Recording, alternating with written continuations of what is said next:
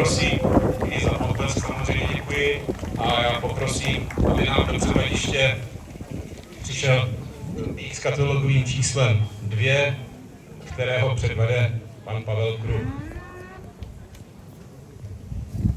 Jestliže jsem hovořil o předcházejícím bíkovi jako o nepříbuzném, tak to samé platí i o této dvojce.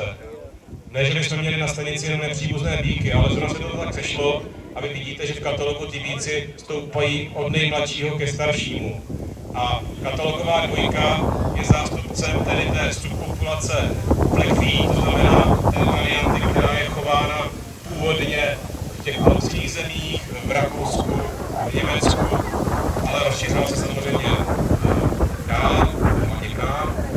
A toto plemeno vidíte, že ten užitkový typ je výrazně kombinovanější, je tam daleko lepší osvaly, ale spojuje tyto dva bíky opět ta výrazná nepříbuznost, i když Weiss, který byl nakoupen v Rakousku, je bíkem, který je příslušníkem běžné linie rady. Rad je linie rozšířená hodně ve strakatém skotu, tak si dovolím připomenout, že jeho otec Vogelfrey je bíkem, který nebyl vůbec registrován v Česku a omezeně využíván i v Rakousku a Německu.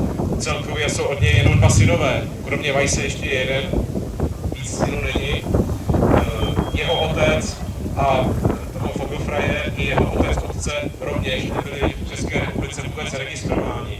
Pokud se podíváme na otce matky Jedrmana, taky nebyl zaregistrován vůbec v České republice a poměrně málo využíván i v Německu a Rakousku, a stejně tak v Česku nebyl zaregistrován taky jeho otec.